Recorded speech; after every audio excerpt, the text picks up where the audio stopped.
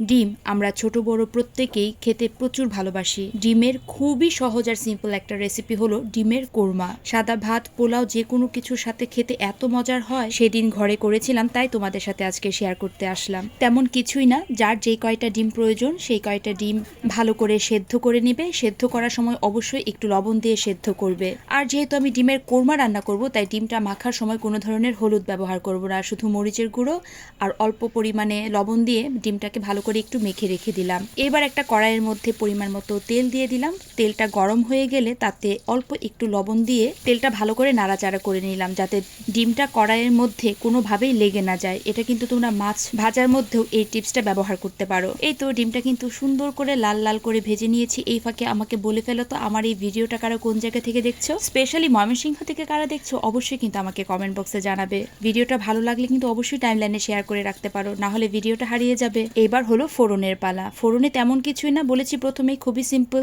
ওই ডিম ভাজার তেলের মধ্যেই দারচিনি, এলাচি, গোলমরিচ দিয়ে দিব। এরপর কুচি করে রাখা পেঁয়াজ, তার সাথে অল্প একটু লবণ দিয়ে পেঁয়াজটাকে ভালো করে ভেজে নিব। একদম লাল লাল করে ভাজবো না, পেঁয়াজটা একটু সফট হয়ে আসবে সেই পর্যন্ত ভাজবো। পেঁয়াজটা অল্প আঁচে ভাজা হতে থাক। এই ফাঁকে আমি ডিমের কোরমার জন্য একটা সুন্দর মশলা রেডি করে ফেলবো, যার জন্য ডিমের কোরমাটা হয় খেতে অসম্ভব মজার। অল্প আঁচে পেঁয়াজ ভাজা হতে থাক। এদিকে আমি কাজু বাদাম, কিশমিশ আর কাঁচামরিচ ব্লেন্ড করে নিব। পেঁয়াজটা ভাজা হয়ে গিয়েছে, এরপর আমি ব্লেন্ড করা কাজু বাদাম, কাঁচামরিচ আর কিশমিশটা দিয়ে দিলাম। একটু নাড়াচাড়া করে এতে দিয়ে দিব বাটি ধোয়া জল আর জিরার গুঁড়ো। একটু নাড়াচাড়া করে এতে দিয়ে দিব পরিমাণ মতো চিনি। অল্প একটু চিনি ব্যবহার করেছি, চিনিটা যার যার স্বাদ অনুযায়ী।